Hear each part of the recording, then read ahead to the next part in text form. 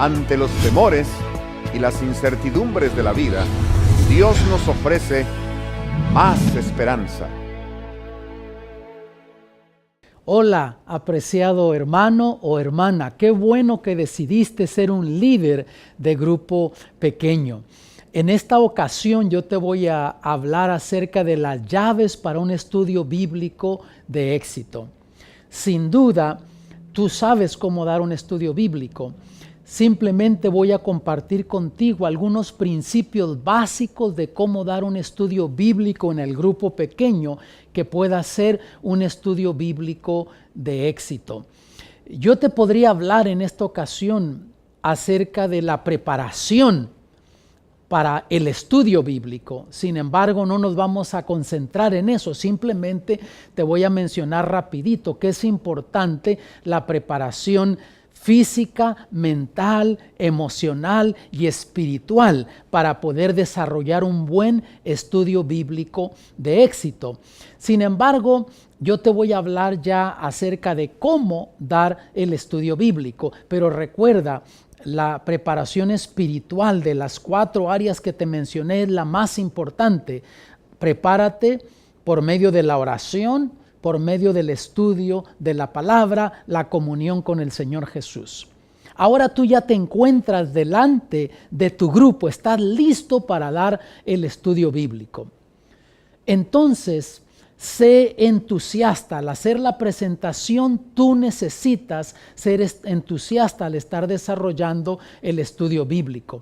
En el libro titulado Patriarcas y Profetas, página 263, dice lo siguiente: en proporción al entusiasmo y perseverancia con que la obra es llevada a cabo, será el éxito otorgado.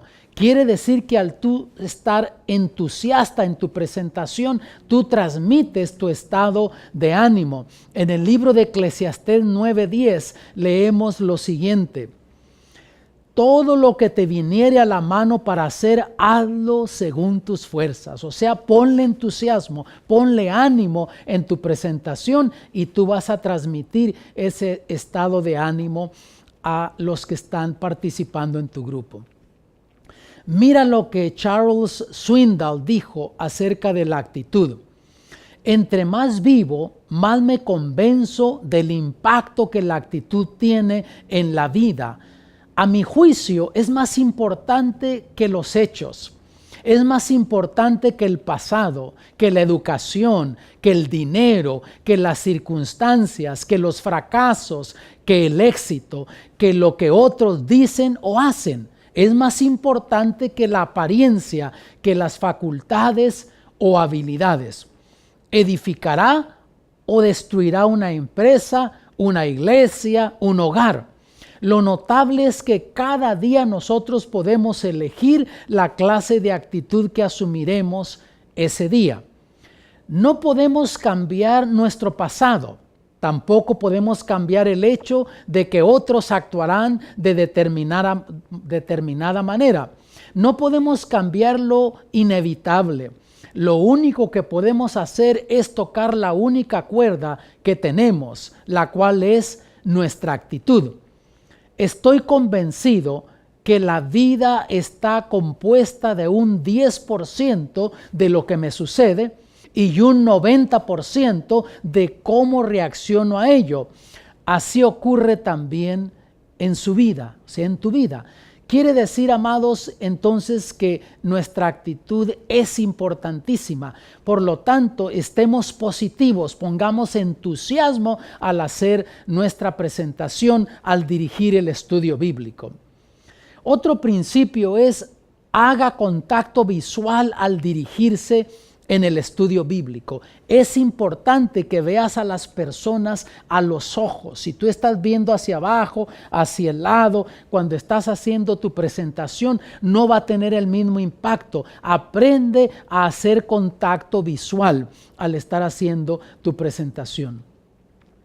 Tercer punto, usa ilustraciones en tu presentación. ¿Por qué razón? Porque las ilustraciones van a dejar cuadros mentales en los oyentes. Eso está comprobado en psicología. De paso, sabes que un tiempo atrás me encontré con un amigo que tenía tiempo que no lo miraba. Y este amigo me había escuchado predicar un sermón en San José, California, y ya hacía como 15 años de ese entonces, pero con todo, él me recordó ilustraciones que yo utilicé en esa predicación. Sin duda él no se acordaba de todos los detalles de la predicación, pero sí las ilustraciones las tenía frescas en su mente y eso le ayudaban a relacionar de lo que yo había predicado. Punto número 4, otro principio muy importante, llene el estudio bíblico de preguntas. Es importante que durante el estudio tú hagas preguntas. ¿Por qué razón? Porque las preguntas estimulan la curiosidad.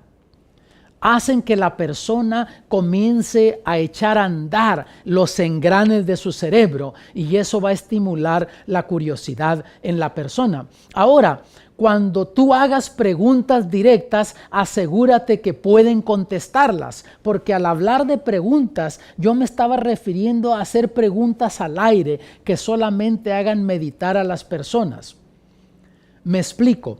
Por ejemplo, si estás presentando el tema de la venida de Cristo y alguien te leyó la pregunta, ¿cómo va a venir Jesús en gloria? Entonces tú dices, muchas gracias. Ahora Pedro, por favor, nos puedes leer la respuesta bíblica. Y Pedro lee en Apocalipsis 1:8 que viene con las nubes y todo ojo le verá. Entonces aquí es el momento de tirar una pregunta al aire. ¿Se han preguntado ustedes alguna vez cómo va a ser ese grande evento que cuando Cristo venga en gloria, todo ojo le verá? Y haces una pequeña pausa y enseguida continúas con el estudio. Pero nota, no era una pregunta directa para que te la contestaran, pero en esa fracción de segundos en su mente ellos tratan de visualizar a Cristo viniendo en gloria y todo ojo viendo su venida, todo mundo viendo a Jesús venir en gloria. Pero repito, cuando hagas tú una pregunta directa a alguien en específico, asegúrate que puedan contestarla, que esa persona pueda contestar la pregunta.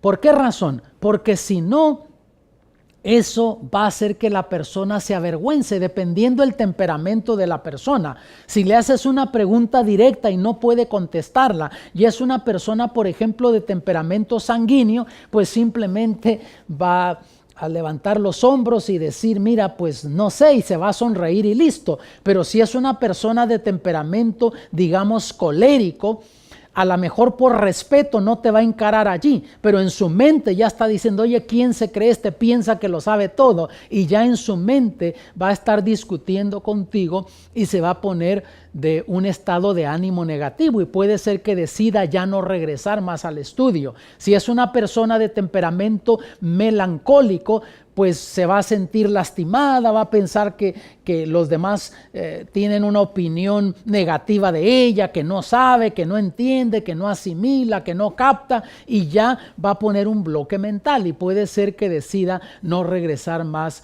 al estudio bíblico. Si es posible, aún al hacer la pregunta, tú mismo dirige a la persona para que pueda contestar en una forma acertada, no le dé lugar a que vaya a contestar equivocadamente. Y entonces, una vez que contestó acertadamente, entonces elogia a la persona. Pedro, te felicito, contestaste exactamente eso es lo que la palabra de Dios quiere decir.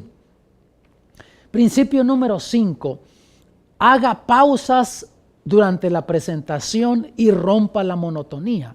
O sea, no mantengas tu presentación al mismo ritmo, sino haz una pausa y de esa manera rompes la monotonía.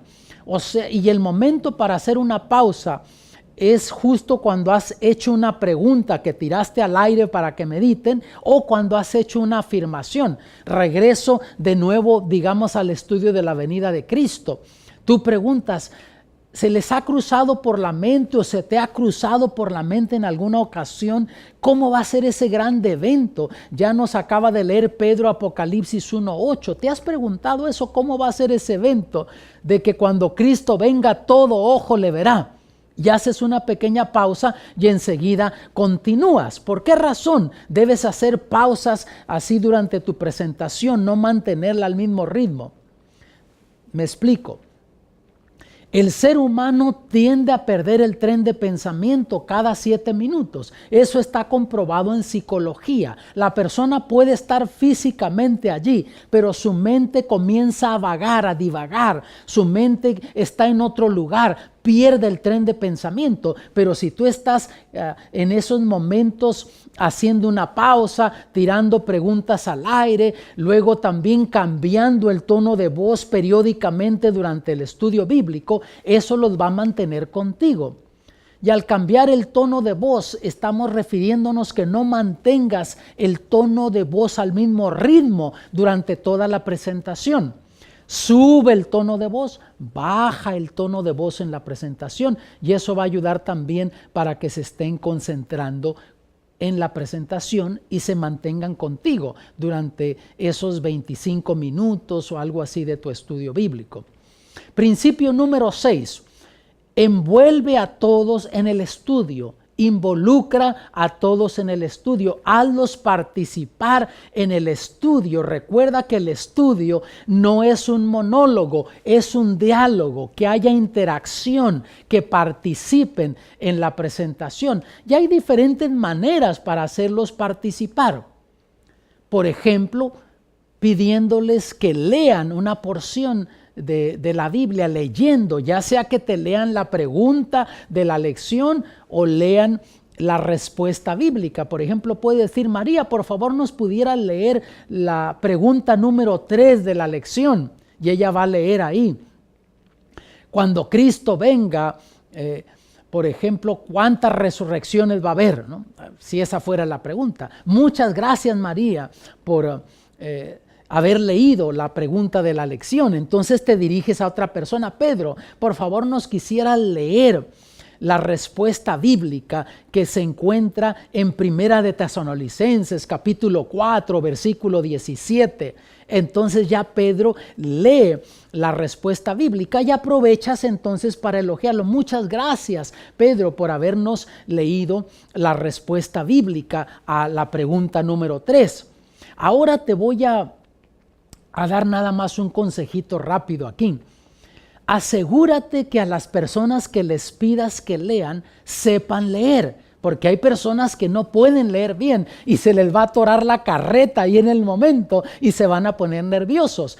Al principio pues te vas a tener que arriesgar, pero ya después de un estudio o dos conoces de los de tu grupo quiénes pueden leer bien y quiénes no pueden leer bien. A los que pueden leer bien, a esos involúcralos. Ahí los que no pueden leer bien los puedes involucrar en otras partes del estudio.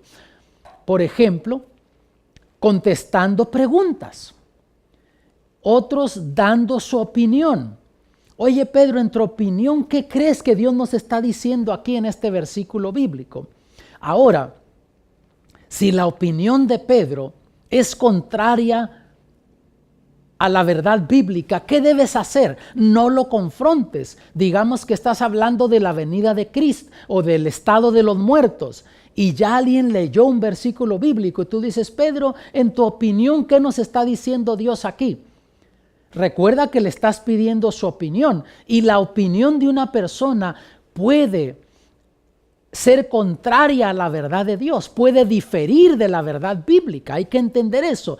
Entonces Pedro dice: bueno, yo creo que si una persona muere, si era buena, pues se va derechito al cielo, si era mala, se va derecho al infierno. Nota, esa opinión de Pedro es contraria a la verdad bíblica. ¿Qué vas a hacer? No, Pedro, eso no es lo que dice la Biblia. Lo vas a estar confrontando ahí al momento. ¿Cómo manejar esta situación? Yo lo que he hecho en algunas ocasiones es, cuando Pedro me da esa respuesta, simplemente lo veo y no lo encaro. Digo: alguien más tiene otra opinión. Y sin duda otro va a hablar y va a dar el concepto bíblico entonces ahí te da lugar para decir, qué interesante, tenemos más de una opinión aquí en este grupo. Bueno, se ve que tenemos también demócratas y republicanos. ¿Por qué no hacemos una cosa? Dejemos que el mismo estudio bíblico, la palabra de Dios, nos dé más luz sobre este asunto. Y entonces en ese momento sigues adelante con el estudio, y cuando ya llegas a otra pregunta con respuesta bíblica que da lugar a que aclare más ese punto, pues entonces amplía más sobre ese punto y aclara bien el punto bíblico, pero eso va a suavizar la cosa, ya no lo estás encarando directamente. Otro principio importante, principio número 7, diríjase a ellos por nombre. Eso es bueno hacerlo. Al principio, pues, señor Martínez, señora Martínez, si no estás claro, disculpe, ¿cómo me dijo que es su nombre? Pero ya después de una reunión, 2, te grabaste los nombres de los que están en el grupo, y hasta donde puedas, dirígete por ellos con su primer nombre. Por ejemplo, dices, oye Pedro, por favor nos pudieras leer la pregunta número 4. Oye María, por favor quisieras ayudarnos leyendo la respuesta bíblica. Está en Juan capítulo 3, versículo 16. Y es interesante cómo al tratarlos por nombre, eso capta la atención de ellos, y al mismo tiempo también se hace en una forma más amistosa y personal el trato que se está dando en el grupo. Principio número 8. Mantenga el estudio bíblico breve. No puedo sobreenfatizar en esto. ¿Por qué? Porque la mente no puede asimilar mucho a la vez. Llega un momento que ya la persona no puede asimilar más. Es mejor dejar a los alumnos con deseo de oír más que cansarlos. Si te dicen, ¡ay, qué rápido se pasó el tiempo!, tú puedes decir, mira, pues se va a poner mejor todavía nuestro próximo estudio la próxima semana, y eso va a estar estimulando a que sigan viniendo. Pero si la persona comienza a ver su reloj, a voltear para un lado, para el otro, te está dando señales corporales, lo que se llama en inglés body language, que ya perdió el interés. Eso no te va a favorecer. Entonces es mejor dejarlos con deseos de oír más que cansarlos. Principio número 9. Sea disciplinado. ¿A qué me refiero con esto? Una vez que comience el estudio bíblico, no hable de otra cosa. Mantente justo con el estudio bíblico. Si te interrumpen diciendo otra cosa que no tiene nada que ver con el estudio bíblico, con cortesía trata de regresarlos al estudio. No te dejes frustrar por eso, pero tampoco permitas que te descontrolen el estudio. Ahora, ¿qué hacer cuando te hacen una pregunta de otro tema que no tiene nada que ver con ese estudio? Es un estudio que todavía no han llegado allí. Te pongo un ejemplo. Digamos que estás apenas hablando acerca del tema de la segunda venida de Cristo y alguien te pregunta, óigame, dígame, ¿es cierto que el sábado es el día del Señor, no el domingo? ¿Cómo manejas esa situación ahí en ese momento? No puedes en ese momento tirarte y decir, sí, no, que es el sábado, que el domingo vino por tradición. ¿Cómo manejas esa situación? Bueno, como yo lo he hecho en esos momentos, número 1 es siempre elogiar a la persona por participar. ¿Sabes, Pedro? Qué bueno, esa pregunta que tú has hecho es una pregunta que muchos se han hecho también. Y de paso, déjame decirte que la Biblia habla mucho acerca de eso. Y pronto, ya en breve, en unos cuantos estudios más, vamos a estar dedicando un estudio solamente a eso. Está bien si aguantamos esa pregunta para cuando lleguemos allí. Y comúnmente la persona va a decir que sí, está bien, no hay problema. Pero digamos que insiste y quiere que le contestes al momento. No te conviene meterte en esa situación. Puede ser que él tenga un interés genuino, a lo mejor es nada más curiosidad porque alguien le revolvió el avispero y le dijo, mira, vas a ver que te van a decir que es el sábado que se debe de guardar, no el domingo, ahí en ese grupo donde estás estudiando, y es nada más curiosidad que tiene. Puede ser que él tenga interés genuino, pero en el grupo hay otros que no están preparados todavía para escuchar eso. Por lo tanto, ¿cómo manejar eso? Yo lo que haría y que he hecho también es decirle a la persona, sabes, Pedro, se ve que tú tienes un interés genuino en esto. ¿Por qué no hacemos una cosa para que no se nos alargue el estudio? Vamos a continuar con el estudio que tenemos para esta ocasión, y una vez que terminemos el estudio, termine la programación de nuestro grupo pequeño y hayamos despedido al grupo, yo me quedo contigo un tiempecito más y tomamos el tiempo necesario para aclararte estas dudas que tienes. ¿Está bien? Y comúnmente va a decir que sí la persona, pero no permitas que te descontrole el estudio. Recuerdo un caso cuando yo estaba pastoreando una iglesia y estaba movilizando a los laicos y preparándolos para que salieran a dar estudios bíblicos. Y un hermano viene y me dice, pastor, ya comencé un estudio bíblico con mi vecino. Ah, sí, qué bueno, le digo. Me dice, sí, este jueves pasado estuve en casa de él y comenzamos el estudio. Llegué a las 7:30 y comenzamos a estudiar. Entonces él me dice, ya estaba yo cerrando el estudio, eran las 8:15. Yo dije, bueno, 45 minutos, está excelente. Entre lo que entró, saludó, conversaron un poquito, oraron y entraron al estudio. Pero me dice, estaba cerrando el estudio y me preguntaron que qué día se debería de guardar, si el sábado o el domingo. Y yo le pregunté, ¿y qué dijiste? No, pues yo les dije lo que la Biblia dice y les mostré con la Biblia que era el sábado, que el domingo había venido por tradición, y estaba apenas aclarando eso cuando me preguntaron acerca de los muertos, que si el alma vaga. ¿Y qué le dijiste? No, pues yo les hablé lo que la Biblia dice. Y después le preguntaron de los alimentos. No, que el puerco es inmundo y se lanzó por aquí, por allá. Entonces yo me le quedé viendo y le pregunté, hermano, ¿y llenaste la bañera del baño con agua? Y me preguntó, ¿por qué, pastor? Y de paso te digo, él me dice, salí de esa casa a las 11:45 de la noche. Imagínate, entró a las 7:30 y a las 11:45, casi a las 12 de la noche iba saliendo. Entonces le termino haciendo esa pregunta, y llenaste la bañera del baño con agua. ¿Y para qué, pastor? Pues ingrato, le dije, de una vez los hubieras bautizado allí. Si ya les metiste toda la doctrina en la primera visita, pues de una vez los hubieras bautizado. No te adelantes, llévalos paso a paso. Otro principio, número 10, deje que la Biblia conteste. ¿Por qué razón? Porque hay poder en la palabra de Dios. La opinión humana no tiene validez. Todo lo que enseñas, pruébalo con la Biblia. Y si te hacen preguntas, asegúrate que exaltes la palabra de Dios. Deja que la Biblia conteste.